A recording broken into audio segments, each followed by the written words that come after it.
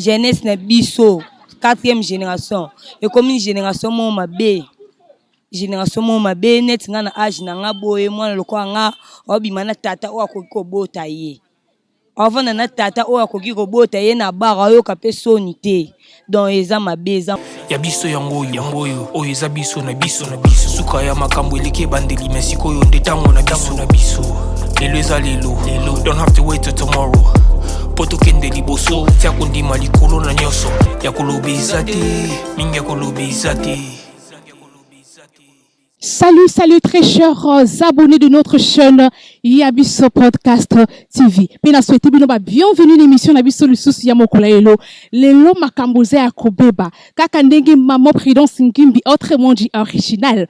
La petite aux yeux bien lobaka. Makale kutika la putule ko matolo lenge moko pena Mokolaelo ezali. Lelo tozali apona kolobela likambo etali jeunesse. To mona que jeunesse na biso ezali ke espoir ya lobby. Et to komi ko bunga la jeunesse etambola malamu te. Alors lelo tokiti sur le terrain pour na quoi interroger ko eba avis ya ba jeune ainsi que ya ba mama na biso to koma ko comparer bango ki lelo na kikala to yeba pe na tanga ba parents na biso bazalaka makambo bane ko tambola kaka boye to pe changement ezali. Alors sur scène ko ebisa ingénieur a fongo la plateau pour que tout découvrir invité na biso o ezali mieux placé à ko répondre à la question na biso à ce qui concerne la jeunesse. Sur ce je dis directement bonjour mon invité spécial. Oui, bonjour madame. Papa, ba téléspectateur ya Yabiso Podcast bazolanda yo balingi ba premièrement kombona. Oui, je suis Nazali Komonangai Nduka Clever. Je suis l'encadreur des jeunes, l'encadreur des jeunes dans la société puis voilà. Papa Nduka Clever lobby qui encadre les jeunes. Je pense qu'avec lui à quoi répondre normalement la question na biso to poser à ce qui concerne jeunesse na biso ya Mokolaelo. Papa, avant que tous quand on a des questions très intéressantes, très importantes na Mokolaelo, to lingi to ba premièrement aux hommes mariés, divorcés, fiancés, célibataires ou comment. OK, merci beaucoup. Je suis fiancé. Je suis encore trop jeune, je suis fiancé et puis tout ça qu'on se préparait toujours dans le cadre ya libala. Je travaille quelque part, je suis corps médical, je suis infirmier et puis j'encadre aussi les jeunes comme je viens de dire. Voilà, donc c'est ça. Voilà, quand on a quand même tenu ba question on répond peut-être aux amoureux dessus ou bien célibataires respectés. Pour ça ndeko moko so batuni ka état civil lo baka amoureux dessus. Na quand c'est na para papa na biso lo baka amoureux dessus. Or azali fiancé. Alors papa, il y a une question moko ezali ça la biso passe lelo. Jeunesse oh fallait za la espoir ya lobby. Mais jeunesse c'est comme na kobunga nzela. Jeunesse c'est comme ko tambola malamu te. Avant to kota na ba question mususu na linga to banda no likambo yo ezopesa passe phénomène bombé. Le jeune garçon yon so ba komika ka tout le temps bombé. En plus, na remarqué ba sangisango na ba nutriline, ba ti ba vitamine wa tant to melango mona mutati kali jusqu'au point ya kola na nzela. Na ebité tant que yo encadreur ya ba jeune ni ko lo ba na ba jeune garçon place wana ainsi que ba jeune fille. Merci pour la question. Et loko tozo mona passe parce que jeunesse au lieu à la espérance, espoir, mais jeunesse le remis désolation. Donc nous sommes tellement désolés de voir tous ces phénomènes, surtout ces phénomènes bombés que vous venez de parler. Ces phénomènes oyo, ils ont rendre jeunesse paralysée, ils ont rendre jeunesse inutile, ils ont rendre jeunesse sans espoir. Donc on ne croit même pas qu'après 10 ou 15 ans comme ça, nous aurons des bons résultats dans la jeunesse nabiso. Les phénomènes bombés d'abord, ils ont parmi les drogues. Ce sont des drogues très dangereuses. Ils ont des drogues tellement dangereuses oyo. Ils ont aussi sa mutu efficacité, ils ont le raisonnement na kati mutu, ils ont déconcentré mutu. Parce que lorsque oki bombe za multiples associations. Donc bazo sangisa ba produit bazui par exemple, bazui poussière ya tout échappement ya moto. Ba sangisi na ba nitriline et mutu azo ko aspirer yango comme tumbako, comme tabac. Nazolo après un certain temps mutu a comme déformé. Et à combien inconscient, Asa sur la capacité de réfléchir, à raisonner sur malamouté, il a perdu tous ses sens physiques. Et actuellement là, nazo ka bombe mo bimi bazo bengango qui pour quand même congélateur. Donc pour quand même congélateur wana, boki mutu soki ameli pour quand même congélateur, ameli congélateur, au monique mutu, un jeune homme mais makole sali boye baluki a commis X. Et à cause ça là na quit wana même 48 heures. na se ba effet à drogue. Vraiment ça phénomène moko il faut to teme la makasi na jeunesse lelo enfin que to luka. Excusez-moi, na intérêt pro mukie na mona mutu moko jeune garçon moko zo comparer bombe na mwasi alobi ke ye malamu azanga ne mwasi mais azanga bombe te donc azui bombe apesi yango plus de valeur que mutu nzamba a créé qu'une femme oyo apesaka naissance oyo apesaka vie pa ya mutu neyebi te parle okolo bani. Oui, merci beaucoup. Ya on na oti koloba eza ba biloko zo bima ba effet ya drogue. Ils ont rendre mutu inconsciente, ils ont paralysé même ba conscience état de conscience ya mutu. Donc nesika oyo aloba makambo est important au moins mutu a changé version. Ezali parmi les choses autobengaka la transformation des codes génétiques de l'homme. Donc les codes ce sont des drogues qui fait la transformation des codes génétiques de l'être humain. Nesika mutu a raisonné normalement, a raisonné autrement, inconsciemment. Autant makambo na sens contraire. Une personne a comparé bombe na mwasi. Est-ce que ça peut se faire? Je ne pense pas que ça peut se faire. Mais ce qui m'a commis à niveau le bas, qui est bombé les qui moisi. Donc il faut comprendre qu'il y a une transmutation dans son caractère génétique. Donc Nessika a réfléchi normalement à comme réfléchir autrement. Ok, non, un phénomène qui est là. Autre comment on compare moi, non, et puis maman là, bon, ok, non, bon, les qui cala, qui est là, n'est boué à ce qui concerne l'habillement, voire même pas, bah, jeune garçon, tout peut pas, bah, jeune fille. Yo, bah, fille, to komi kola, ta ma bé makasi. Miko eleki na ba bonne année ba misili biso ba cycliste moko izo ko exposer nzoto mutu abeti loko moko ya awa aotambo na prince donc aza wana sans pudeur ayoka mutu soni te na yebi te bana bongo ba makaka na ndako ba parents ou comment pe ba jeune garçon eloko maka fali ba comme ba face na yebi te donc encadreur de jeunes une kolo ba ce qui concerne habillement ya jeunesse. Merci beaucoup. Mode lelo mode ezo kende mabe. Donc évolution ya mode na monde ezo kende mabe, évolution ya mode ezo kende mabe parce que bazo bimisela biso ba bilamba ba bimisela biso ba biema moko ya forme où ezo correspondre tena être humain. L'homme est capable d'exposer son corps andimi à s'exposer na ye. Donc c'est comme si qu'il azo vendre une partie de son corps dans le monde. Or kilelo ozo le belali kilelo ba maman oya biso en tout cas ba sabiaki avec pudeur mais phénomène kilelo elongoli pudeur na kati ya batu kilelo elongoli respect omoni mwana na ndaku azo vivre alati mwa kilote mukie na miso ba parents o retourner boy o teminde ba ta bongo mais ye aza noir na potote bazobosa voilà ye aza noir ana potote mais alinga vivre netike mundele azo vivre na poto culture na biso na bango za ndenge moko te voilà kilelo pona ngai eza cause ya makambo ebele ya ba violence sexuelle eza cause ya ba inceste na ba famille omona yaya boti na leki yaya violé leki soko landeli bien omona ke ce sont des phénomènes qui prennent naissance na etali mode vestimentaire habillement ya mutu et comme quoi tirer mutu mususu vers le mal.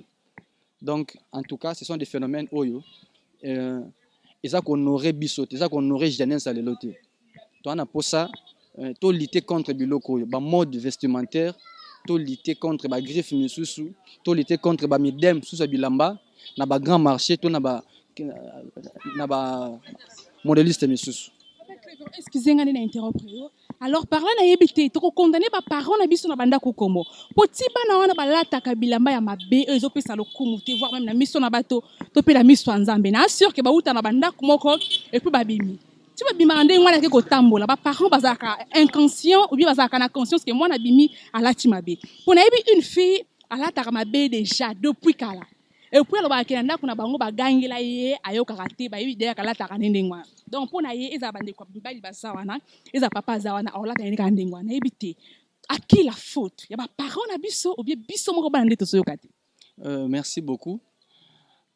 Omoni jeunesse aussi est comme soumise na ba acte lokola ba bombe ba alcool ba drogue automatiquement erandaka biso paralysé moralement ndinote koloba moi na komi incapable à retour sa papa à retour sa maman parce que toko condamné te ba parents via bana nyonso bazo biba lelo parce que parent moko tan dimaka passe ya mwana ye parent moko tan dimaka à perdre éducation mwana quel que soit le niveau de conditions ya vie ou bazo mener na ndako akoluka a assumer responsabilité moko afin que a sauvegarder via bana mais ce qui mwana déjà alati mukuse loka mukuse et que parent et que moni mwana wana na balabala d'abord qu'on connaît parent parce qu'il y a des enfants qui jouent à la malice ngana mona mwana belé parents nanda ko mona lati uniforme mais comme libanda gumbi uniforme wana tsona sac atango na sac mais donc ba maman baza wana baza pour contrôler ba sac na biso surtout biso ba fille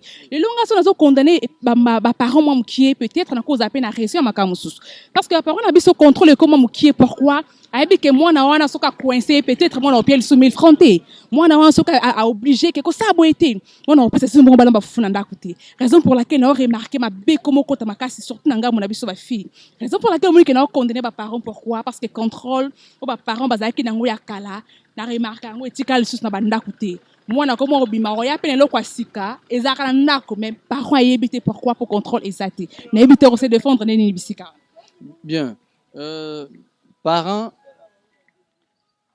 d'une part ils ont responsabilité na biso ba parents pe il faut ba aider bana oyo bazo ko héberger na ndako parce que ceux qui parents déjà yemoko zo kota 23h parents moko ya ndako 0h ceux qui mona ki 22h est-ce que oyeba donc les parents ont des devoirs à faire envers leurs enfants ba parents baza bato il faut ba continuer ko éduquer bana malgré les circonstances malgré les conditions. Et puis, parents, à quoi jamais qu'on responsabiliser moi dans beaucoup là. Par exemple, au monde qui y a des maisons, balambiti à pamba, babi moi dans le local di panayo. Il y a des maisons où balamba foufou pamba na pourquoi mais balabi sinoki, moi dans le local bisino la foufou. Or, ce sont des choses mauvaises. C'est très mauvais ce comportement. Ces comportements, déjà, ils ont poussé moi na ba acte moko, il y a responsabilité. Donc, comme il faut responsabiliser bana avant l'âge. Avant qu'on a âge de responsabilité, les parents sont responsabilisés déjà. Or, il y a une cause, il y a des bébés qui sont cause de destruction jeunesse à l'élo, parce que tout ça qui exposé bana, na ba charge moko, na ba responsabilité moko dans ba koki ko memate. Donc, on a les parents, en tout cas, na place au télémi, base à la vraiment serveur. Vivre yo moko, ils ont charge d'éducation à moins quel que soit le niveau de pauvreté aux hommes nandako. Tu dois te battre parce qu'on sous-estime que quand tu es déjà parent, on doit qu'il y ait disposition avant qu'on mayango. Voilà donc contribution des parents na rien ça est tellement important. Les parents vont continuer, vont céder, il faut pas continuer à marteler, pas continuer à éduquer malgré les circonstances, malgré pas la Congo, malgré pas la crise économique tout. Les parents doivent continuer à être responsables. Il faut pas demeurer responsable de l'acte na bango.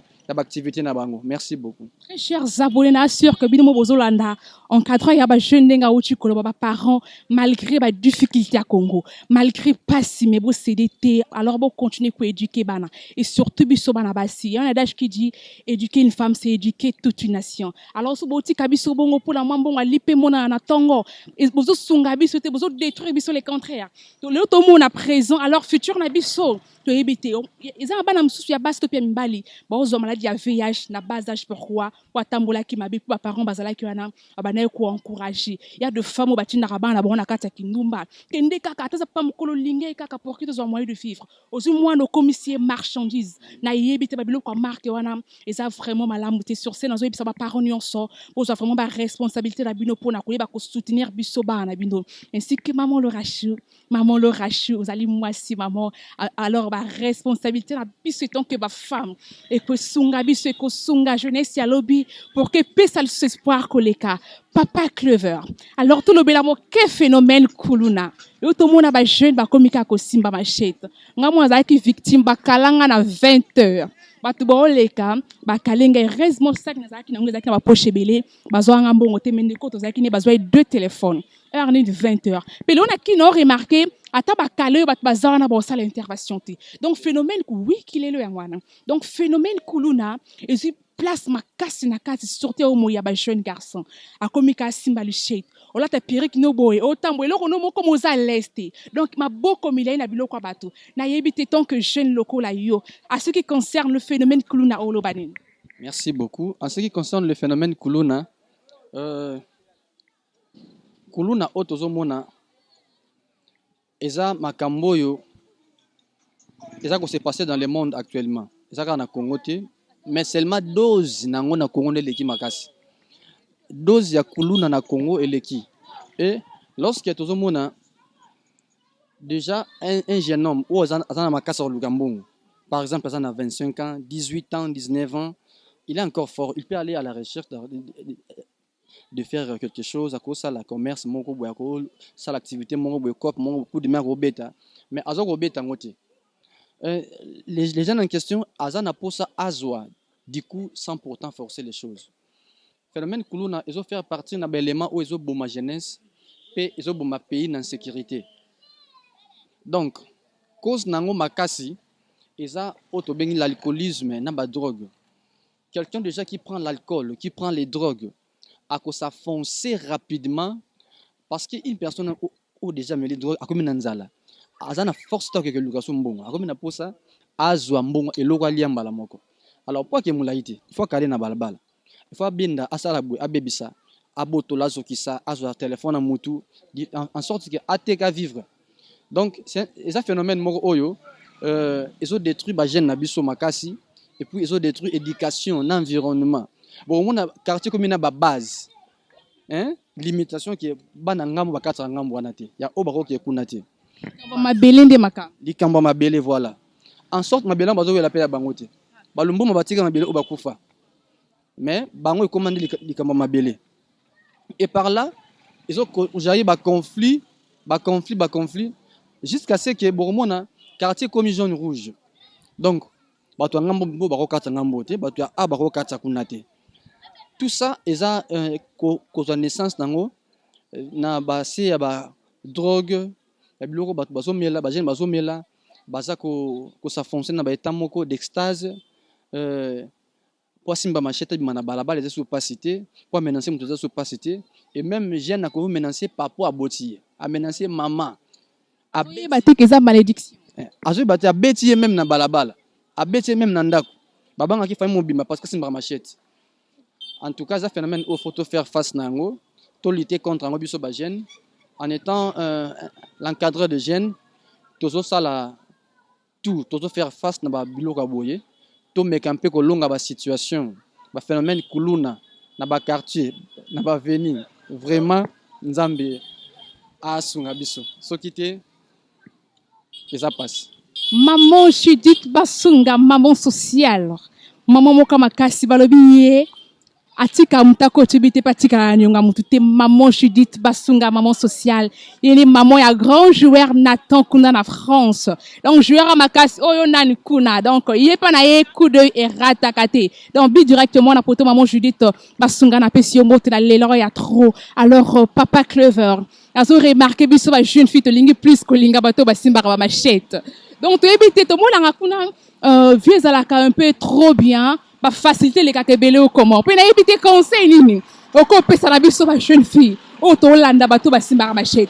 Puis les kamako comme moi ils que et cause là que jeune fille moi coûter un de comment simba machette tant qu'une femme fallait appeler ça conseil que vu aux âmes à la montée alors tu n'as pas à continuer que persévérer na kata musalana. Alors to bokanga bakangi bromi balé éviter tolino izanini place toi.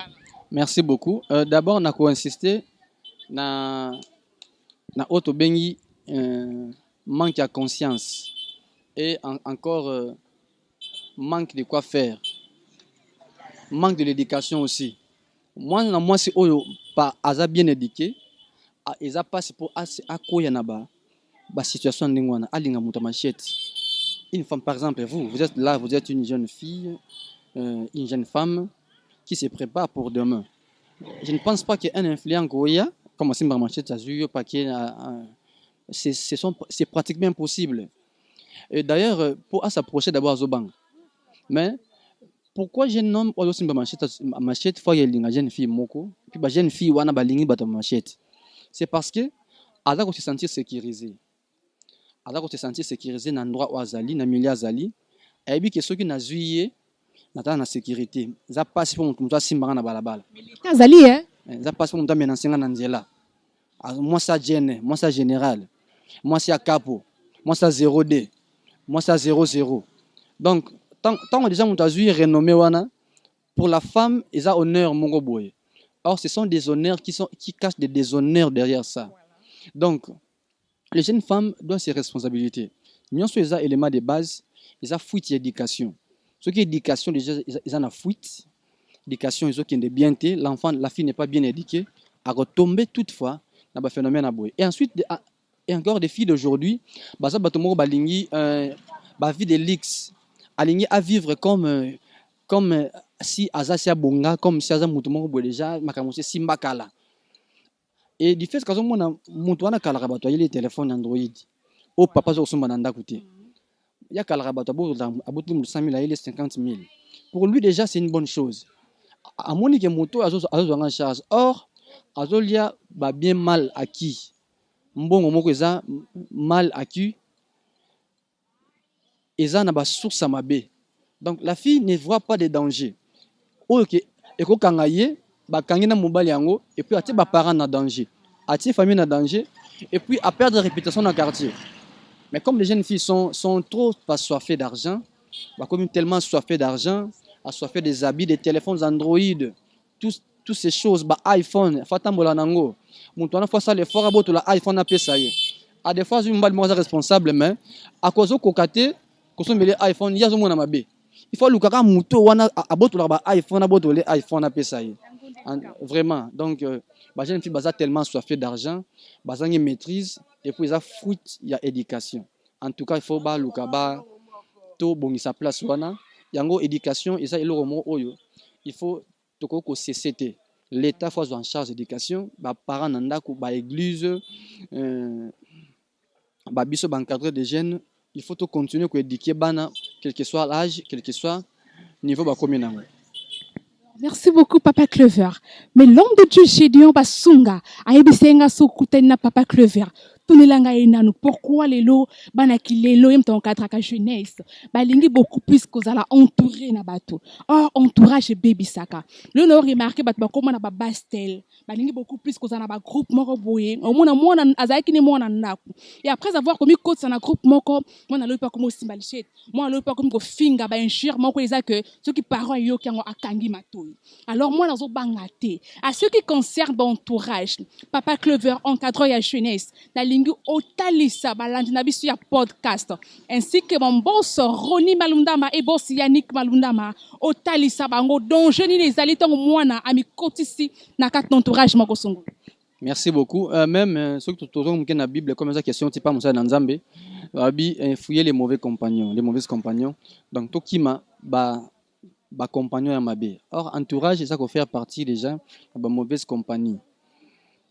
Oromona moi na botamaki bien à comme un certain âge comme ça abandi ko serrer na base a comme ko luka à s'entourer à côté na groupe ba jeune moko boye pour y pas se retrouver donc moi nazo comprendre que pour na yazo mona que ce qui na vandi na ndako comme si naza la page te ce qui na vivre na vie ngamo comme si naza la page te faut na luka entourage na kota na luka ba jeune moko boye o pe ba mona na ka basala ba club yango ba biloko so mona ba base ko botama ceux qui to landeli ba source nango bien ba source de base ba club o banda na ba kala mona o union des jeunes lelo ko ma ba base de kuluna o union des jeunes moko be sala na quartier lelo ko ma union des jeunes colonnaires monto lingi azala à la page faut akenda rama ya pembe ko sokola na tongo chaque samedi ba kenda rama ya pembe bazui catch ba manti likola mitu ka ba kei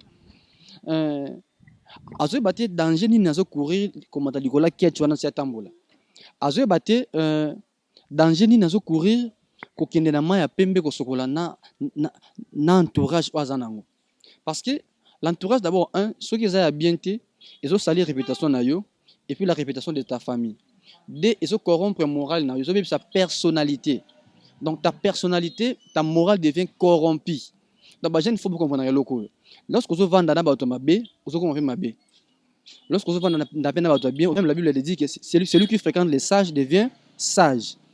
Maintenant yo ta jeune homme on a pour ça au fréquenter ba colonnaire au fréquenter ba jeune ba kena ba ma ya pembe ba fille au ba mona na quartier tout ça lorsque vous fréquentez bango, il faut s'attendre un peu à danger. C'est ainsi que tout le monde a l'élo, ma caméra comme belé, vous avez lié dans l'entourage oyo, bana bazokola na. Yango il faut que éduquer moi na très tôt. Moi na zamukie, otake pas camarade na coin. OK ça nini?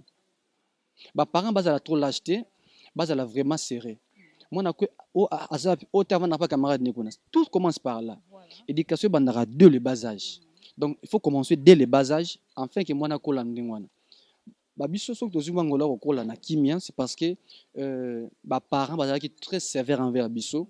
Ba tikela ki biso te même une seconde, il y a autant la libanda.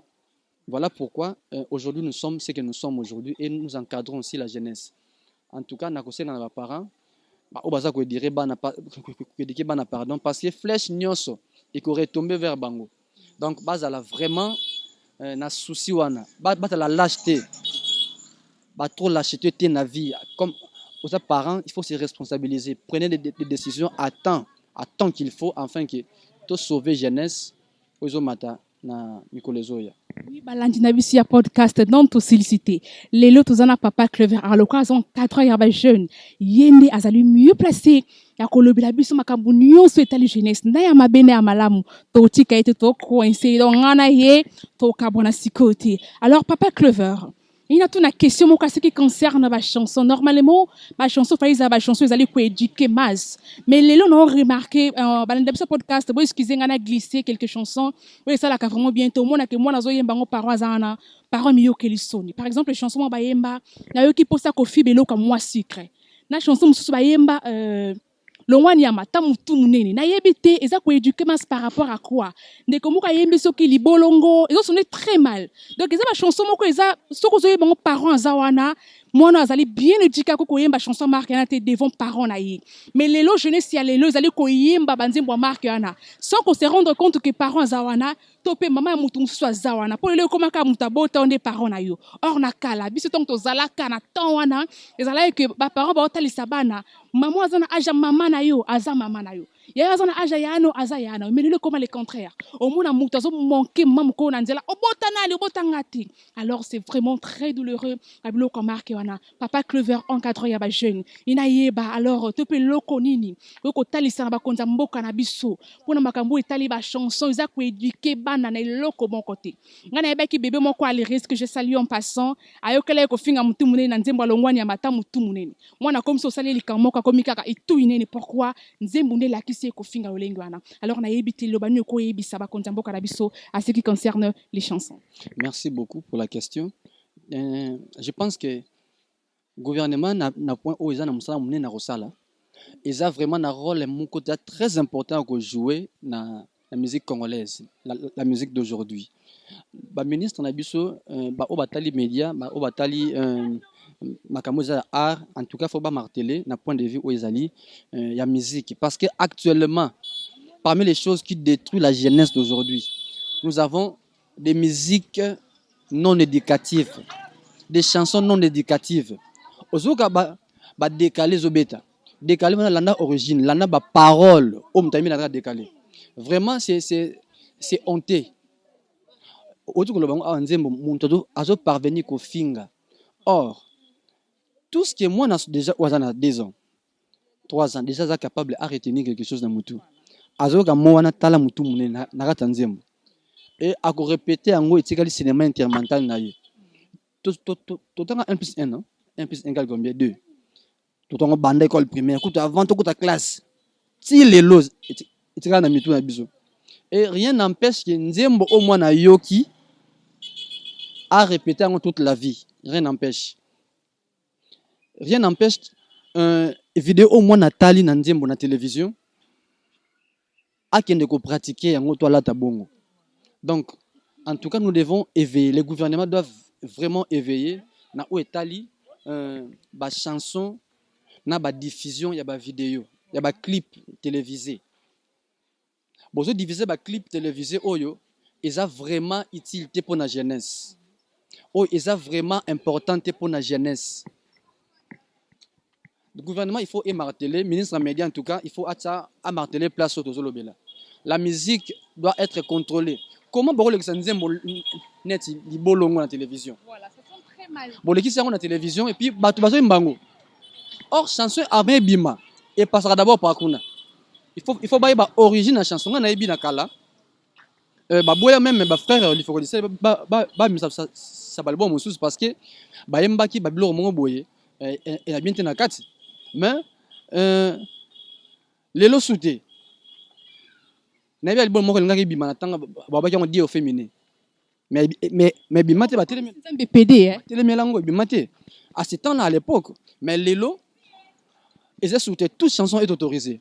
Donc moi na ya muke à la télévision à tout le monde a un clip au bas balati sexy moi na âge de puberté 12 ans 13 ans 14 ans déjà tout le monde a un clip au moins ça zo bina na sous-vêtement pamba hein moi c'est mon nene na sous-vêtement zo bina na télévision ça provoque des excitations dans la jeunesse ça corrompt le moral à moi des chansons non éducatives et ça parmi les éléments où ils ont détruire jeunesse ba vidéo non éducative détruit notre jeunesse d'aujourd'hui vraiment na place on a moni même ba parents biso pe ba parents to veiller sur ba téléphone ya bana ba nzembo o na kati ba vidéo le lozo téléphone na mwana muki otala vous verrez des chansons des vidéos où vraiment même parents ko tia botem tia comme na atala on onde mais l'enfant maîtrise tout ça.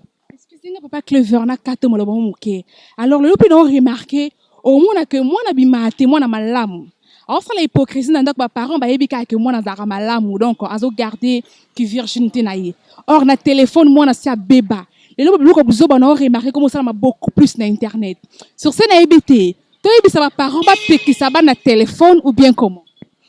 Merci beaucoup. Dans l'ingaki to le paiement muke na point est très important.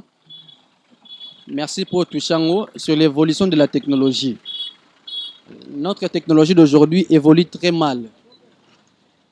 La technologie mondiale d'aujourd'hui évolue très mal. On est lorsque déjà, Google na téléphone. Tu es capable de télécharger n'importe quoi. Donc moi, on a 12 ans, c'est comment télécharger vidéo à côté Google, à Betty Combo site à télécharger vidéo. À côté Google, à côté à télécharger chanson. Moi, on a bien raté. Attends, moi, raté. Mais bon, surtout quand moi, on a bébé. Abimaraté bo surtout quand pense deuxième. C'est parce que à découvrir nion sur ce téléphone. À côté nion sur ce téléphone. Donc, à la précision mon qu'il y a monde qui est le hasard à la page. Nion sur ce téléphone. Donc, l'évolution de la technologie doit être encore revoir. Doivent être vraiment revue. Ça doit être revu parce que les sous cause de la destruction jeunesse à l'élo. Le téléphone Android de Bimi, ce que papa il y a 50 ans, 60 ans, on peut ça Android, au moins on a aussi à la moitié. Papa il y a 80 ans, il même pas à la wapi. Parce que bango bakoli na biloko wana te. Bakola na ba phony, azo bien monter na phony. Mais les lots favoriser sur WhatsApp. L'enfant peut faire l'amour sur WhatsApp. Alors ça l'amour par vidéo. Na WhatsApp, appel vidéo en cours. C'est ainsi que nous voyons aujourd'hui, il y a tellement de masturbation. Donc un jeune homme de 18 ans, de 14 ans, au monde qui est déjà bandit qu'on se masturber parce que azo télécharger ma vidéo en ligne, azo mon publication en ligne. Azomona film pornographique azo télécharger et les échanges de sexe par téléphone déjà ils ont déstabiliser notre jeunesse d'aujourd'hui. En tout cas na kosenga na gouvernement et puis na ba parents et sika oyo il faut revoir encore l'évolution de la technologie. Et puis, biloko o bateli biso encore na bandako, ba décodeur. Au moni ndako nyo surtout comme un abonnement, ba somba abonnement. Surtout les kamotali novelas ndelikam. Novelas des séries télévisées. Basi magique. Des séries télévisées.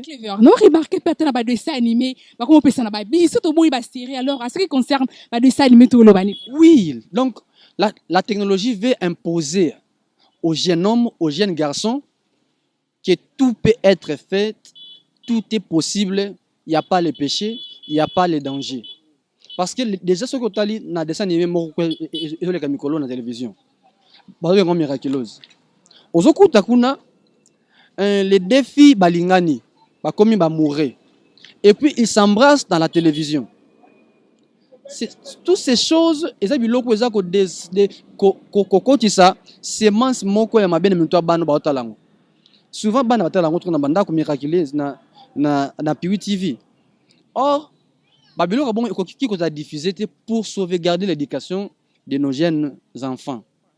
Moi na déjà il y a 6 ans, amoni ki muninga ne moi na 6 ans na dessin animé za ko embrasser mutu. Il peut le faire facilement. Donc ça impose l'homosexualité na mutu ya bana. Ça impose l'homosexualité et puis l'esprit yango mona ke yaya abandi ko simba legi na mwasi na ndako. Yaya abandi ko azot sala ba tentative de viol et pas ya petite sœur nena ndako. Parce que biloko atel un téléphone, OK pratiquer ngo wapi. Ce qu'il a vu sur téléphone, à télécharger, à consommer. Or, lorsque vous consommez loco, vous avez loco, ils ont tikalayo na mental, ils ont corrompre psychique, l'état psychique na yo, donc ton psychologie devient tellement corrompu na loco tali. Et puis ça peut se répéter à plusieurs fois. Même après que tu ça peut continuer à se répéter. Ils ont continué à se na cerveau parce que tu l'as beaucoup observé, tu l'as capturé tellement. Il faut te éveiller na ba téléphone ya bana na bandako. Chaîne homonique eza ya mabe ba novelas bloqué yango na salon ya bana. Na kanga novelas. Merci beaucoup, Papa Clever. Maman Rodine Basunga, autrement dit, Jamosquette. Bien sûr que vous avez maman Rodine, il y a trop. La puissance, bah, gros bisous, bisous, que vous allez cacayo, moi, si à Makassi, moi, si à Pembe, qu'on a en France, ainsi que maman Milfi Basunga. Je vous aime aussi, bien sûr, un jour. Ngalabino, to kutana kaka, donc, vieux souki à terre, non, mon abino kaka un jour. Alors, Papa Clever, tous on a un moment kenayo, à ce qui concerne le fille-mère. Donc, le lot, ba grossesse c'est comme moi à 15 ans a mis déjà zim puis moi na bongo azui zim boy c'est que vanda awa bote la ta bongo zonga classe et moi na moka pesa confériner réponse à le but que té na okota libala donc à l'âge de 15 ans a comme déjà convié libala na yebité par là et tant que yo encadre ka ba jeune okolo ba nini pour le cambo etali ba fille mère ba grossesse précoce. Merci. Concernant les grossesses précoces, les grossesses indésirées, c'est un phénomène qui est commis régulier na Congo. Aujourd'hui, ce qu'on a venu pendant la continent c'est au tamboli pendant une semaine au royoka teki awa mutazo bala mais au royoka ki ba ko tika mwasi na libala. Ce sont des choses oyo eza na destruction jeunesse lelo. Les phénomènes fille-mère. Moi na âge il y a 14 ans. Déjà kumbizemi. Moi, na âge il y a 15 ans. Déjà commis maman. Parce que la grossesse n'est que 9 mois, on a dit maman. Maintenant, moi, na oyo azotanga par exemple, dans la 3e des humanités, pour qu'il y ait 4e année, ben grossesse. A kumbizemi. Et dans 9 mois, on prétend que cette jeune fille a ma maman. Or, mon tour ba mère. Aza muntu na ba capacité na ba qualité nyon surtout afin que azwa charge ya biloko to bimisa kati na ya bana robota. Mais vous verrez qu'une jeune fille à l'âge de 14 ans déjà kumbizemi. Tout ça c'est quoi? Parce que na robin ngoza isa début précoce il y a vie sexuelle na vie ya bana. Lorsqu'une jeune fille de 14 ans bandi vie sexuelle déjà avant. Moi, j'ai bandi sexualité à l'âge de 14 ans, à l'âge de 15 ans, à l'âge de 13 ans. Ne pense pas qu'à Rosa à 3 ans, 5 ans à l'engrosser. Si c'est un jeune homme, à Rosa à 2 ans, 5 ans engrossé. Parce que l'intelligence, oh, bah, maman, comment calculer les cycles menstruels? Il y a les lois dans Excusez-moi, 4 mois, au contraire, on a encore la place, on a ban les lois, bazama yé le collègue à makala. Pourquoi? Moi, à l'âge de 15 ans, il y a des questions de qui si on a quoi avorter. tandis que bana biso akala bazali kuta mayele wana te donc mwana kasi zemi na ye ake pas l'avortement na ye sans que ba parents nda ko ba yeba à moins que ce que yindi na kata nda ko ba comprendre que mwana avortaki mais ce que leki na ngona kimia parents politique la ko yeba te na ebite bana mikolo biso bana mikolo pona ngalo bon général pour ate que olo bakala biso bongo yo moko ngalo bon général biso bana mikolo mayele to koma na ngwana ezaka mayele ya classe ou comment et par là toyebisa bamama batika kotinda bana bango ya basi na bakino kosala médical pour na remarquer bana oyo bosala médical surtout ya basi bayebi mingi makasi koleka pourquoi pour na classe pour na baolakisa bango makambo ebele déjà oyo ezaki baparent na ndako kuta pesi mayele wana te mais mwana aza déjà na mayele wana nayebi te tant que yo pozali infirmier parle ko kolobani. Oui, je suis du domaine mais nakozala vraiment pour yango te parce que ma baise dans tous les domaines. Nous voyons ma baise à atteindre le domaine de vie, car médicalité. Au cours de ma pédagogue, par exemple, grossé, couturière, n'engmoko, journaliste, n'engmoko, étudiant, il y a des facultés différentes, n'engmoko. Donc, seulement que, bana basa maïle koleka ba maman te, ba maman de bazaki maïle, mingi koleka biso. Parce que maman a ébaki comment je peux calculer le cycle menstruel afin que nabota na balulingi ou esengeli. Maintenant les enfants il y a sur 100% tu comment à 60%. Il y a des jeunes filles ba yebi comment on calcule le cycle menstruel. C'est ainsi que bakendaka bikendela kendela. Et c'est de là qu'est né au monde la méthode contraceptive et belé. Ba au monde jeune fille déjà à 16 ans akenda koza méthode tonga repos babenga rango et lorsque azu tonga repos on a 3 mois on a eu des assurances akei asali vignon so lingo sala abimi akei aza sous na contrôle ta ko sala nini parce que bika nana tonga et muso qui a eu à 3 ans muso qui a eu à 5 ans donc ebike dina zu boye na ozoze métier na 15 métier mais alors qu'on s'attend na ba danger nini te o ko fi ko sala pas ko zozemi parce que ton ego bat le kana zemi mais malade kozwa sida so ke yo kozwa infection ba IST ba syphilis ba blénorragie au kozwa au attraper et puis au rendre mukuse jeunesse na yo les jeunes filles ne maîtrisent pas cela alors ba na lelo na otali ba fille mère eza conséquence ya évolution en technologie. C'est l'évolution de la technologie ils ont produire biso ba fille mère na ba quartier na ba famille moi na na capacité des fois même zemi ma memiango yango nous voyons des césariennes par-ci par-là des avortements parce que il y a usé montant na 3e il faut avorter alors ça à des fois mon balon est irresponsable moi la classe en grossé tout ça est à conséquence de l'évolution de la technologie. Donc, en tout cas, jeunesse, toujours marché tellement mabé. Ils sont très mauvaises. Dans ce là, biso, tout na conscience, na bonne conscience, tout continuer à éduquer, côté ya génération autosanango, afin que tout soit bon résultat mikoloya.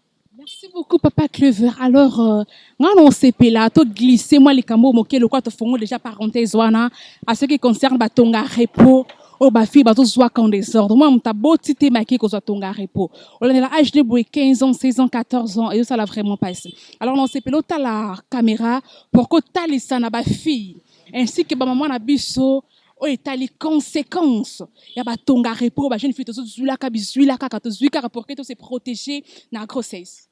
Merci beaucoup. Ba o etali ba méthode contraceptive to benga rango ezana ba âge oyo moitié ko bana ko tonga repos pour que e causer ma bête. Mais il y a aussi des âges oyo ils a permis mwana zwangu moitié azwa tonga repos. Par exemple une fille de 14 ans, de 13 ans, a une amabilité à cause de ton repos. Parce que son corps, ils ont développé, ils ont à la puberté, ils ont développé des hormones qui sont importantes pour la pour la maturation. Maintenant, une jeune fille déjà à 13 ans qui a ton repos. Cela peut influencer son système hormonal. Influencer le système hormonal. Et nous autres, on a au lieu de produire des hormones comme il faut. parce que tonga wana tango zui eza wana pour empêcher la production et empêcher le système hormonal et ça là comme il faut afin que moi si azazemete.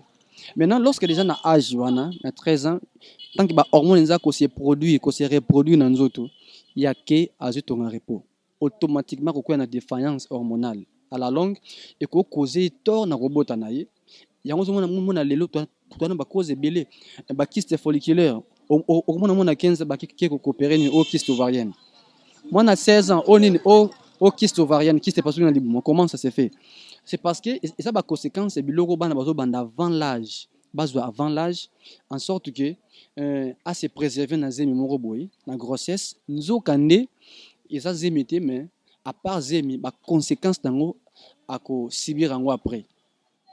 Voilà. Donc, ensuite, quand tu as ton repos, ce n'est pas donné à tout le monde. Ils ont recommandé beaucoup plus chez les jeunes mariés. C'est pour l'espacement de naissance. Tu espaces ma bota, tu botana, n'attend où est singeli. Mais une fille qui n'est pas encore mariée, ok, qu'on soit pas contraceptif, pour ça, c'est que pour ça, qu'il n'y a pour ça, la vie, pour ça, la visible, pour ça, la boulot n'engolingeli. Parce que tu n'es pas marié. Mais maintenant, aussi, dans un repos, n'attention nini. N'attention que n'a bimaka, n'a ça la rapé vie. Et il va commencer à poser des actes en désordre, à commis animal sexuel. Donc, à reposer des actes sexuels en désordre avec n'importe qui pour éviter qu'on va dans les Or, risque est à liboso après quelques ans. Oui, balandi na bisi ya podcast na za sûr que bino mo comprendre ba conséquences o ezali na batonga repos to ki ndara kuswa kaka bizui là pour se protéger na ba zemi to pe na bilo mo ya bongo. Alors na lingi na bomba non papa clever mo moke avant na zongela ye na ko sepela to lekisa na mo micro baladeur pour que to yo capé à vie ya ba jeune, à vie ya population, ya ba papa, maman ainsi que ba jeune fille na ba jeune garçon à ce qui concerne jeunesse na bisi ya lelo. Alors to continue ko za la brancher makamba bien ezali ba médication abo nulle part ailleurs kaka na Yabiso podcast. Oui, très chers abonnés de Yabiso podcast. Na ibse bino ke to tamwisa micro baladeur pour na kosala interview na batu pour na koyeba makambo o izo concerné kaka jeunesse. Alors na kanginde ko nanga uti classe, nous ba découvrir kombo na ye. Alors bonjour maman. Bonjour. Excusez-moi pour na déranger banda koleka na moni uti classe. Ba téléspectateurs na bisu ya podcast. Comment on a Souria? Parler juste sur la jeunesse, ma sœur Soria. Na monde outil classe. Et ça ce qu'on a jeune fille belé ba parents mbongo futa frère Zali malin ko tangate. Donc pour na ma classe kuto mo na ngo dérangement malamu kutu akeneka ko tambola akene ko linga ko tababar. Na ebité conseil ne ko zani pour na wa. Bon conseil eza pour na bande ko na nga ya basi classe eza bien. Kotanga eza bien. Soki possibilité ya ba parents ya mukie monani il faut kotanga. Pour te préparer à venir du demain. Net génération na biso, jeunesse na biso, 4e génération. Et comme une génération mo mabe. Génération mo mabe net nga na âge na nga boye mwana lokwa nga obimana tata o akoki kobota ye. Avant na tata o akoki kobota ye na bara yo kapé soni te. Donc eza mabe eza maudit. Na vino ozala bien te eza vraiment mabe. Ma sœur, la lingi sikoyo na tout moi question moko ya curiosité. Est-ce qu'il arrive à peu que mes parents ba yebi ko ke classe moke makamuno mususu? Oui. Es bamsu bazapi na ke bimi alati ba uniforme ya ke classe mais que ma sœur a comprendre question na nga bien te. Na lobi na par na yo et arrive à rappeler que olati ba uniforme. Ba parents ba yebi ko ke classe mais yo ton okende kuno longo ba uniforme okati forme olati ko forme na yo OK pour ça makamuno. Oui, ngab nanda ko ba yebi ke na kinda classe mais na par na nga na sala makamana te. Merci beaucoup ma sœur, on a CP le conseil interview na yo. Bye bye. Merci. OK. Oui, très chers abonnés de Yabiso podcast. Na sur bido moko bo comprendre marambre le cas na jeunesse ya lelo. Non c'est puis la petoza maman moko o pe azalaka na kikala. Abanda un peu kotali sabiso marambre le cas na kikala. Na ki ndenge zo kendela. Alors vous continuez toujours qu'on la brancher marambo bien zali mais bobo sanate ko aimer ko liker ko s'abonner massivement à notre chaîne Yabiso podcast TV pour ne rien rater. Bonsoir papa. Bonsoir madame. Abonnez na biso ya podcast ba otala yo balingi ba premièrement kombo. Balimba yeba. Premièrement, kombo na yo. Kombo na ngai Monsieur Malou.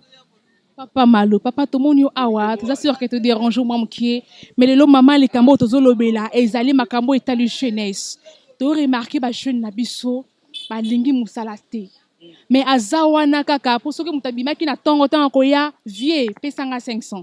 Peut-être autant que muto na benga vie ya zani mukolo na ye, mais après c'est grade wana qui vie pourquoi pour autoler. Donc makambo matolo eza makasi surtout na commune na biso ki mbonte ke bisika tozali.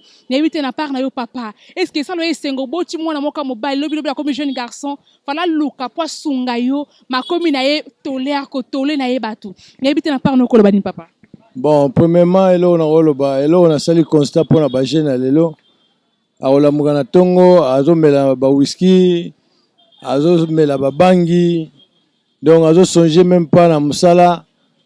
Et puis voilà, tout ce que je peux dire que pour la jeunesse à l'élo, en tout cas, ça fouti. Il faut vraiment rester à la niveau gouvernement et à recréer l'emploi.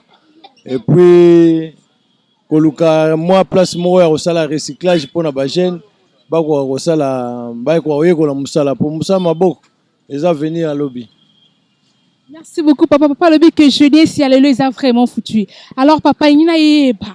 Est-ce que entre kikala auto comment lo biso bana lelo non eza kikala ki lelo nde boy na yebite différence ezali. Il y a une grande différence parce que biso tant tozokola jeunesse na biso ya ignan d'abord il faut mettre faut faire beaucoup de prouesses. Nantik, ozala un jour mutu. Mais pour la lelo, en tout cas, même classe na bango, eza classe moro bidon. Et à corrompre ba professeur pour avoir moi point à l'écart. Donc tout le monde a que en tout cas jeunesse sozo kenemabe.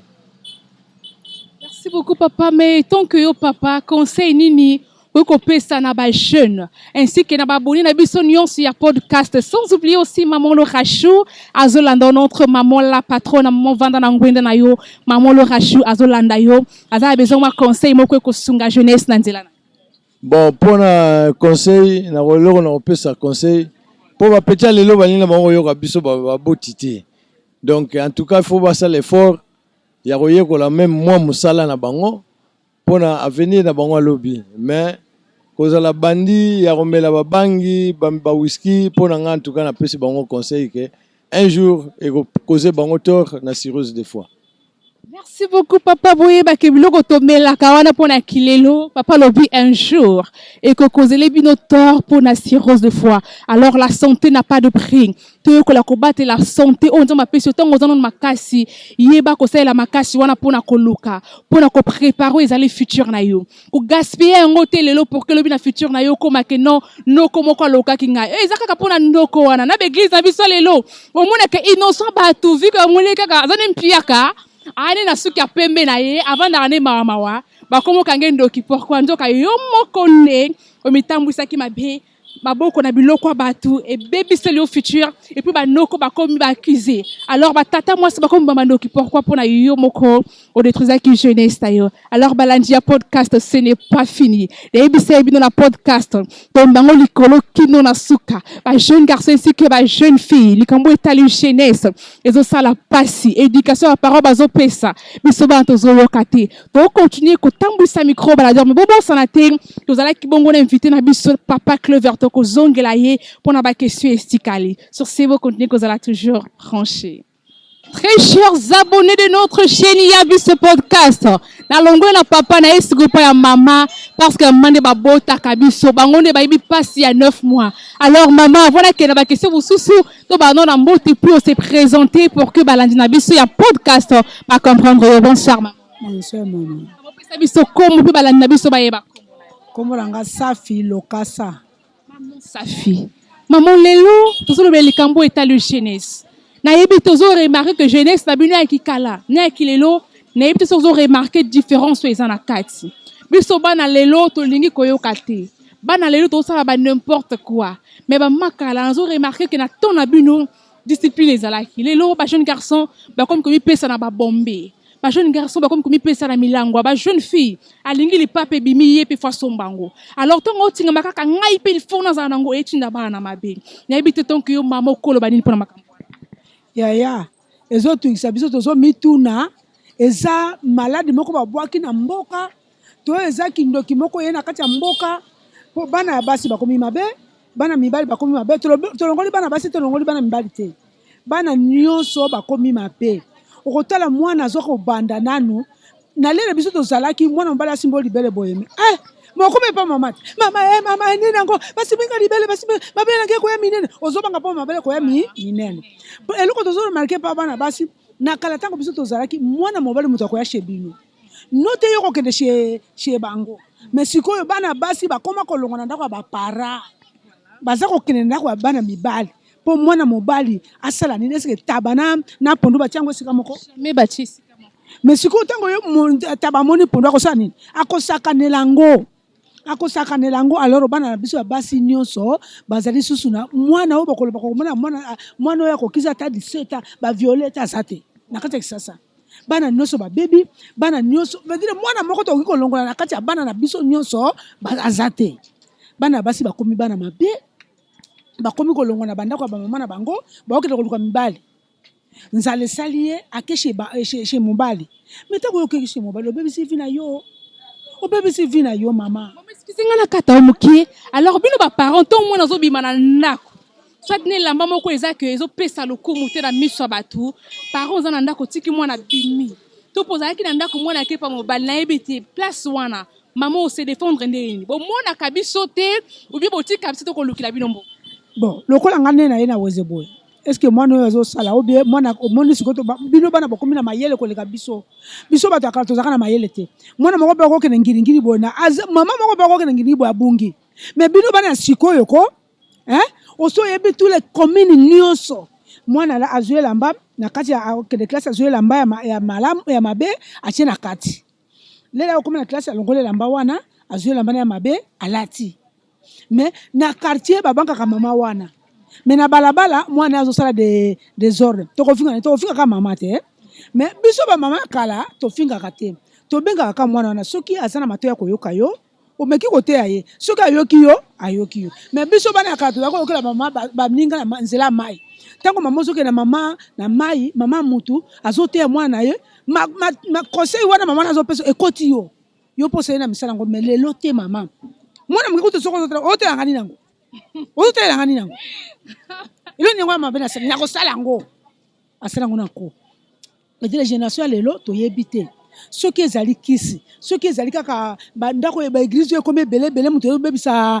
bana bo soki tozocomprendre vraiment vraiment nayebi te génération na bino toyebi te nzambe kaka biso bamama mpe tozolemba kotia mabongo na se te mpona bakombo ya bino bana mais tozocomprendre te loso bango ya biso soki eza na mokongo ya libata soki ezotyola na mai tocomprendre te mama tozolela biso bamama tozotia mabongo na biso na se mpona kolela mpona bana na biso koma bana bakomi ndenge wana toye kozwa bana mibali bana ya mibali nde liwa bana ya mibali liwa bo mwana azosala kikuluna bo ntango ye azosala kikuluna yokalisi mama moboti azali wana mpo mama lokola nga tokobula tokosala rando nga na yo tokosala rando mpo kosala eloko te moto lokola nga na bota bana mibali me ntango naza na bana nga mibali soki namoni ke eleki na okoti yo na kati ya ndako ntango nazobundisa yo na olatelamba te mpo soki nalatelamba okosimbaka na nzoto osomona na longoli mpenza bilamba natikini ntango nazokobeta yo okosimbanga te mpo oyebiki naza nini natie naka leso apamba yo mwana osimbanga te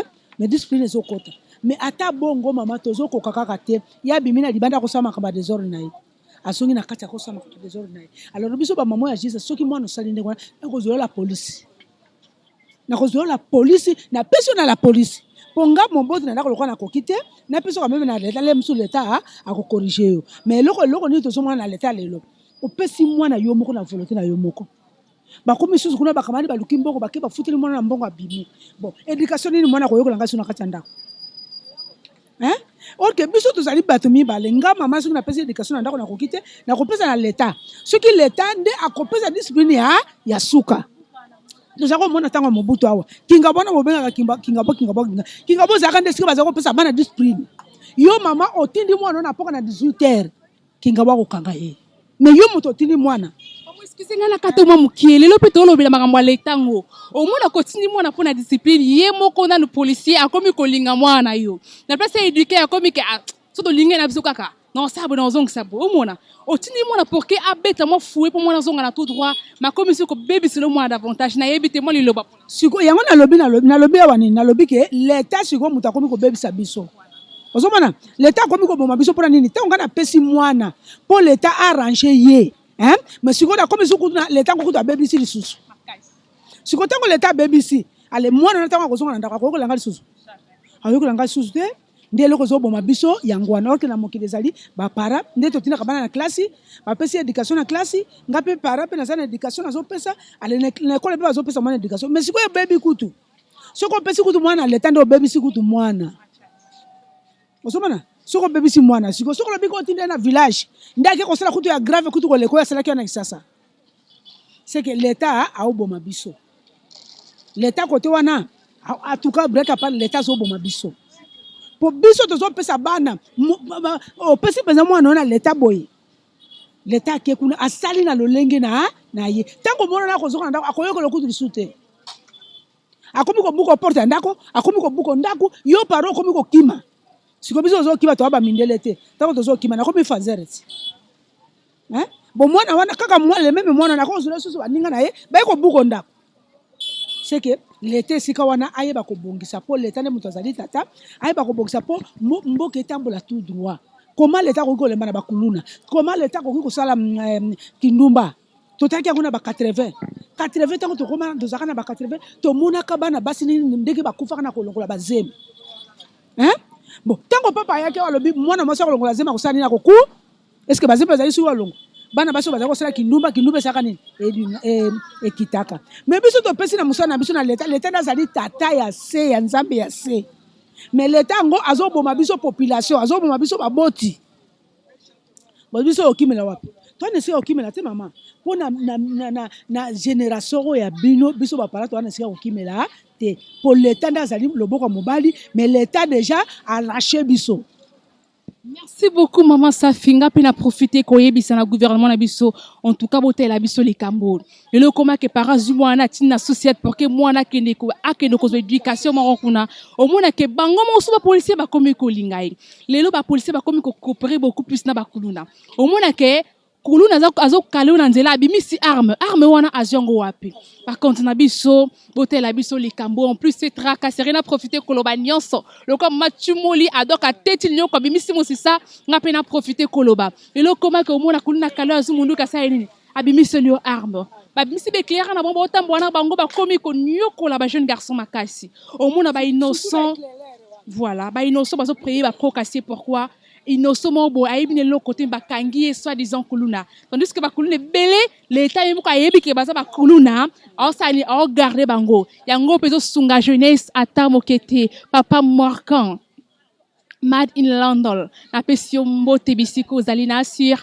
oyoki maman safine nga uti kolo alors maman moi question ka muke kaka ina tuna nino kokolo bapona parents bazala que alambi nzinga mayati alambi mayati donc yo mo milukela sukali milukela lipa mais bana bazaba âge à 15 ans 16 ans 17 ans 14 ans pile sous oh tinda milukela sukali na lipa na ebite conseil nyoko pesa na para marque bon ba para marque wana bazaka na bango te bana nde bakomi mabe tango ngana zana ka mwa 200 francs to sombili pa biso so to melati wana mais yo kei bo muningo ya tonda kitako kwa komona ndamo no lipa osani akoli yango bosikuta ko yango bitenga na soma ki 5 mapa na kata bino ndamu siko yo kendaki oluki yo zongi oyoko kuta moninga na leli papa moyo pa leli pa na kata kingo te na oboma yete para moko akotinda mwana na ya mukeke kende ko luka vina na kende ko luka lipa na azalaka te azate ba parona bazate mais bozangi nde ozomona eloko komisi biso bo eloko zo boma biso ba para ezali bozangi mwana auti osaki kuluna ayeli yo 5000 yo para banda tongo tipo ko zwe eloko te wana droit ko zwa 5000 wana tango yo zwe 5000 oyebi te mwana na zwe 5000 wana wapi otuni epete ayeka na 5000 okosoba matembele ya 1000 francs mafuta Thomson kama makala ya 500 boseli de pasa 500 ndako mobima bole mais sika mwana zwimbongo yo para otuni te mais ça na ba para oyo bazali ke mwana oyo yanga ya mwasi obali te nano président ka fiancé te ngana zwa 5000 na yo na chango na nzungu est possible. Merci beaucoup maman Sophia Lobi Donc, moi, au moins, sinon, nos balités, au présenté, fiancé, jamais qu'on soit 5 000 francs na yo, et où tu pas na yo, où tu places inconnu, à l'ambelango foufou, pas na yo ko simbate, papa Morgan Matundu. Na sur aux mon na makambo sur les canaux podcast. Maman Safi, merci beaucoup pour la gentillesse. N'allez le fort, maman Safi, bye bye. Alors, tous continue toujours quoi interroger, quoi avis à population, à ce qui concerne jeunesse nabisu alelo. Papa Mokanzongo de Kimonteke. Ami ya Achille Yango de Paris, papa Mokanzongo. Na pesio bambote bisiko zali na lelo ya trop. Na lelo ya trop de la part de vieux Yango. Donc on a juste étiquette mo boye. A pesika wa bi boaka alors on appelle na boaki, on appelle na lelo ya trop. Papa Mokanzongo de Kibonteke. Ami de Achille Yango na Paris. Alors très chers abonnés de Yabiso podcast. Donc peu de temps vous allez cochiter na biso na édition na biso. Maintenant on lingato kangama deux jeunes garçons moko. Oh bah makambango bien pour que va se défendre. Na o etali jeunesse ya lelo yambo etito zongela. Papa Clevero azali bongo encadreur ya ba jeune. Très chers abonnés de Yabiso podcast, tozawa et le mona bande ko nga mbal bientôt la caméraman a ko balancer la caméra pour que mona bango on va parler sur la jeunesse. Alors sur ça j'en profite directement de saluer le couple Mwembo. Couple Mwembo dans mon akune zali pe la Glody qui a longo mais désormais le gars couple Mwembo donc Glody a commis directement Glody Mwembo to longo le qui a longo la possibilité de monter bisika bozali. Alors on a profité qu'on soit papa directement. Bonsoir papa. Bonsoir maman. Ici un podcast bolanda yo balingi bayeba kombo na yo. Kombo na nga patu kabang. Pourquoi kita boye pour que to sola bien? Na yebi ki na déranger bino mom ki pona kutibio na musala to parler sur la jeunesse les kambo etali ba jeune. L'auto remarqué ba jeune balingi musala te lokwa bino bo sala po.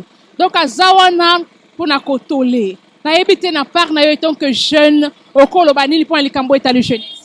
Bon pona ngai patu na lobby pona makamu oyo etali jeune sengeli ne foko luka na maboko pe na mutoki na yo ezateke tanto ya kimuyibi o ya boyeboy ne wana to boyi leta atelema pona ba jeune apesa conseil na nyonso sengeli pona ko sala po jeune sengi ne foko luka boye na maboko ero sala na mutoki na yo yango pe ko lela yango pe ko sungela famille pe libota na yo oyo zo sa entre foyer ni yango na sepe ko loba o aziki na kimuyibi na ye eza musala oyo aponaki na vie na ye nde yango ane sengeke akufi na kimuyibi na ye.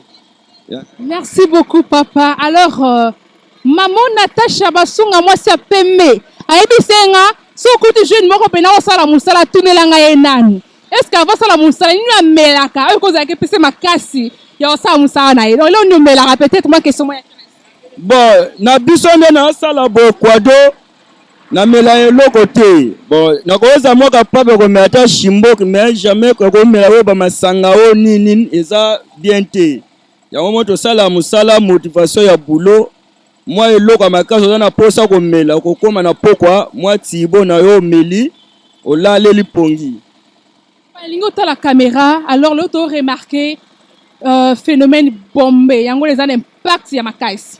Donc mutalinga melelo mo boye pesi ekuita komi kola na nzela.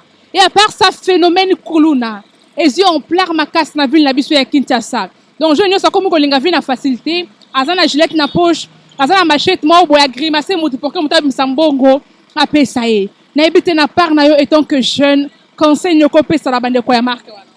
Bon pona ngai tant que jeune na ko sepela jeune nyonso atika misala wana ya mabe ya kikuluna o ya bombe nde yango ezo mela biso nzoto. Et puis biso be makanisa mabe maintenant ko sepela jeune nyos o yebika za jeune azwa souffle ya koluka musala o esengeli abano lukela bana mais via masanga via bombe na ba jeune ezande mabe en tout cas na mita o biso to solo la boye to mela bombe te na mela eloko moko te mais mawana ba oyo ba mipesi na bombe mawana oyo ba mipesi na via drink. Conseil moral. Merci beaucoup papa. Mawana oba mpesi na bombe ainsi que na via drink. Oui ba ke biloko wana e arrange ke le côté pesunga kanango atana eloko moko te. Alors pas merci biso notre suki awa. Na olinga peut zwande comme sous to interroger à ce qui concerne ba phénomène oyo et tomboki na ki jeunesse na biso ya lelo. Alors namoni ba mama bazoteka na bango e bandeko na biso en plein boulot mais non sepela na kata bango mwa moke pour que toyeba makambo ezoleka na jeunesse. Bonsoir papa. Bonsoir. Papa nayebi ke na déranger yo biso tozali équipe ya Yabiso podcast. Alors to parler à ce qui concerne la jeunesse. Papa nayebi te ndenge ozoluka boye eza nango mabe te eza malamu. E bandeko mingi balingi koluka te. Azaka wana mutu awuti koluka ye na butu akale na machette aboteli embongo. Le bien mal laki wana. Est-ce que côté li sabon keza na ba conséquences nango eza na be convenient. Bon, na logique, ba jeune balinga bango vie oluka te biso to oluka na biso kwanga nde to mesana comme d'habitude pour maele o tozala na mutu to boyi ko kale ba to kata ma machette. Bango kaka nde bazala ba conscience ka ba mamba osala epesa bango retard na vie pour comprendre le lobby. Ezala pasi pona bona age okoma nango poza sous temps ya se retrouver akoma mutu pa boko la bato comme il passe. Biso to luka déjà nde ba lobby faut luka boîte na biso poto yeba moi mosolo muketo ko gesto esala biso tozala bato lobby. Merci beaucoup mon frère Likamoko ningi civil Kinshasa. Bauchi ko tumba ndeko moko po aibi moto na yebiti so boyoka information ana. Donc otala ke muto ndima perte de vue na ye pona moto moko ko mai nulle part. Na yebite conseil nyoko pesa na ba jeune lokola yo o fallait ba luka mais maboko milaika na mboka bato. Na yebite tolino ezali. Ya minga olobeta ezaka important ezaka ke pasala ka boulot ba yekola boulot esala bomba koma bato lobby. C'est important ka yangwana po so to komo lela tina ezate ajo ekende ayekola boulot ebele balingo yekola te balinga bango avika ya distraction. Merci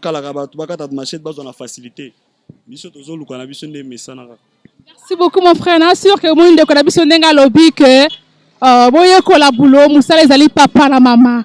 Alors bah bonne ici à podcast dans un chuté déjà dans peu de temps à ce parce qu'on a zongela encadré na biso ba jeune pour que après sa biso moins éclaircissement na ba question mo qui oyo etikali pour yende to yamba qui sur le plateau dans qui invité na biso spécial. Papa Clever, encore une fois, toyeli sousou. Alors, on a sûr qu'on a qui témoin, on l'a dit, bande cognon, son dengue balobé, à ce qui concerne la jeunesse, papa na maman, Papa Clever, aux aleki wana, matoi et yoki. Alors, il a soulevé point mon qu'on a bon question mon copain yo. Il est comme que moi n'attends classe est à venir et à l'obito boité. Mais non, remarqué dans l'université, bah na bazo bébé belé, na évité. On y a vu ça va parents, bah ça va na bandak parti continue na bango na université to pende. Je pense que ce n'est pas une meilleure solution parce que na ebi famille moko c'est une mère au aboya continue d'abord dans l'université. Mais après un certain temps banango babandi ko se retrouver dans bazemi. Donc université ezali source de destruction ga banate.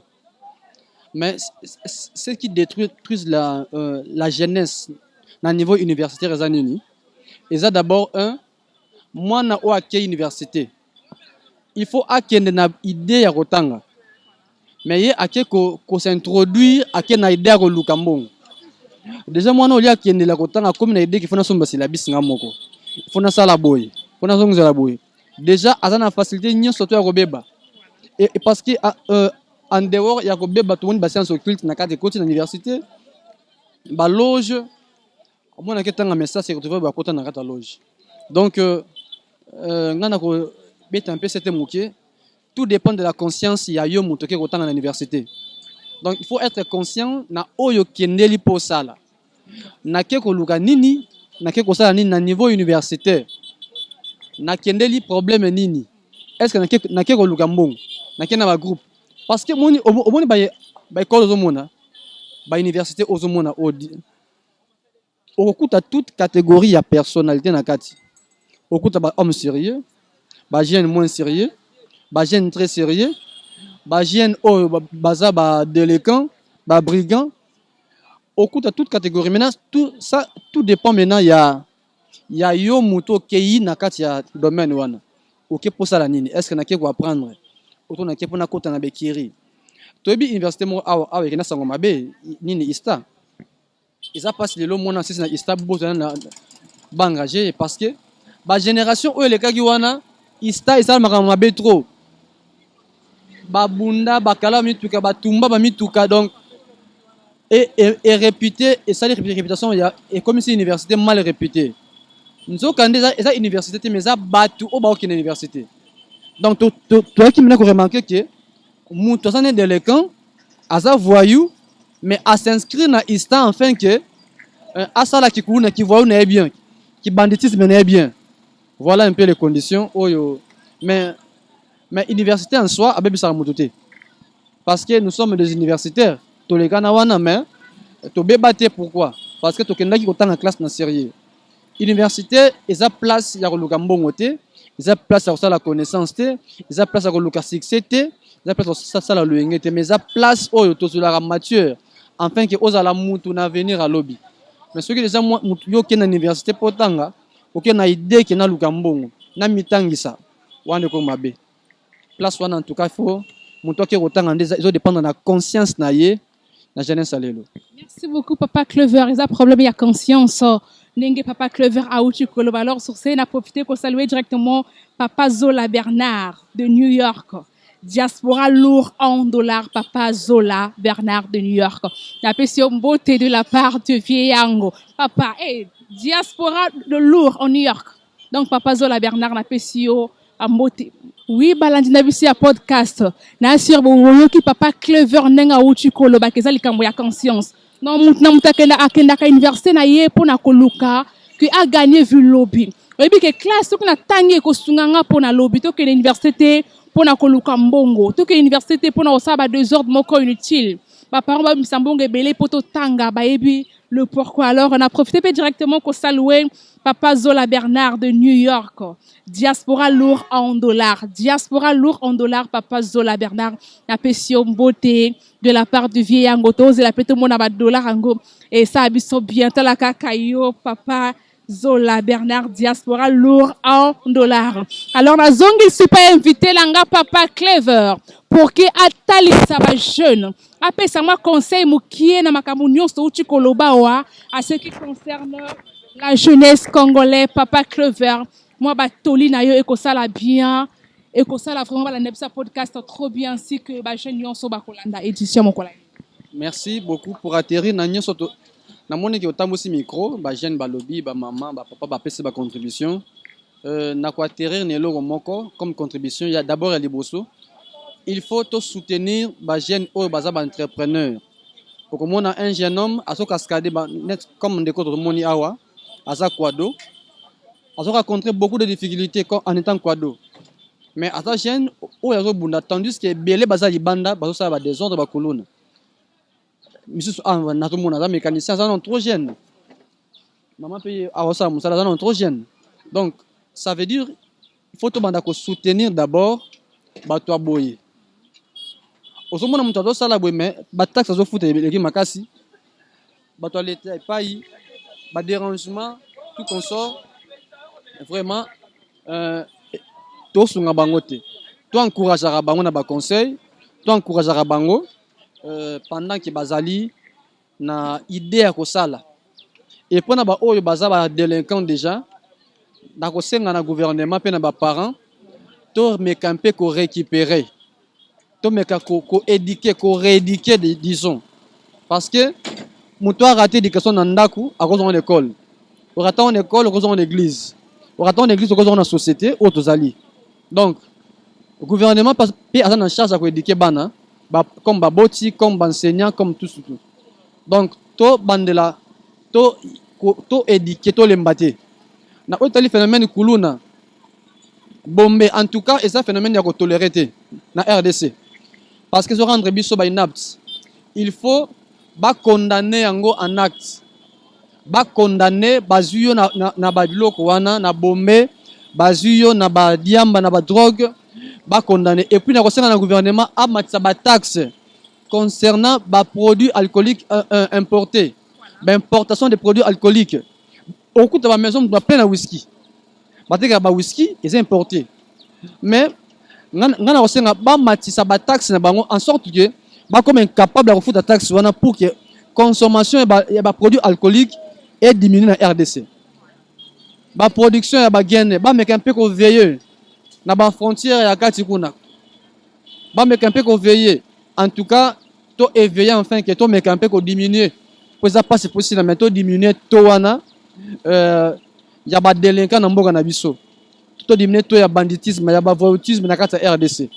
Donc contribution na ngezali to encourager bato bazotanga, to alléger ba frais académiques, ba frais scolaires, en sorte que moi na a continuer kokende classe.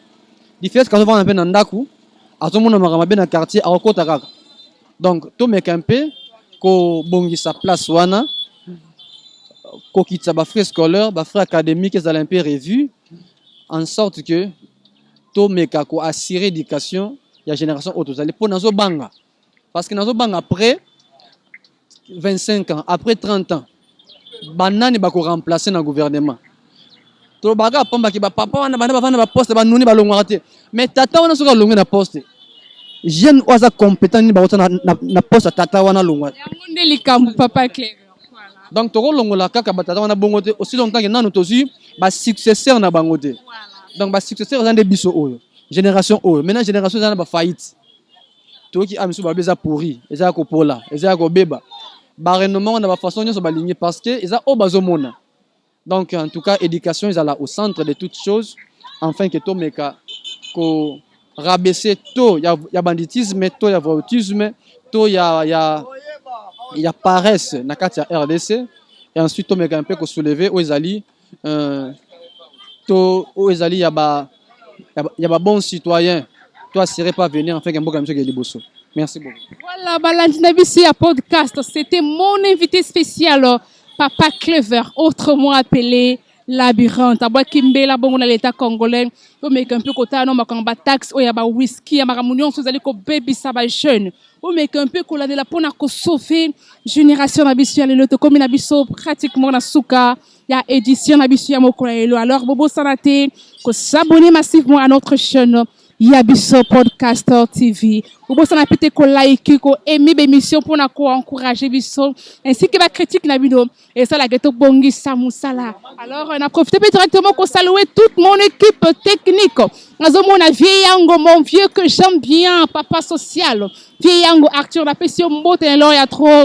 Alors sans oublier mes collègues Chada Javit à moi Sinzambe ainsi que mon frère ça arrive Arnold Balou.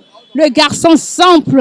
Sans oublier aussi mon coach président Singimbi, la petite aux yeux bleus, à la taille acceptable, autrement dit, original. La personne va monter bisika bozali. Je salue encore papa Georges Baka, mon papa que j'aime bien, ainsi que ma maman chérie, maman Karine Lumengu. La personne va monter à trop bisiko zam. Tout le monde a trop. Commandant Amis. Mobali ya Natasha Basunga mwasi ya pembe yonde komanda makasi papa vanda na ngwende na yo mabokonza mapinga ya solo ezande yo notre commandant Amis. Alors j'en profite aussi de saluer Diesel Nimi de Gaulle. Objectif la plantation na kati ya Stockholm. Donc Diesel Nimi de Gaulle. Objectif la plantation na kati ya Stockholm na pesio mbote bisiko zali, mais je signale de la part de Vieyango Arthur. Nga ba yebisi nga komisa ba mbote, nga komisi ba salutation en retour. Dosez la prime pour que ça la biso va bien. Et ça la biso va tabiner l'état rabino ba tabiso ya kati. Pour la bino ya trop. Alors sur ce, j'en profite aussi de saluer maman le rachou, maman le rachou. La patronne moi c'est makasi moi c'est kitoko. Maman je t'aime ya de gaka ndengina lobaka. Comme précisément na suka ya édition na biso ya mokolo lelo.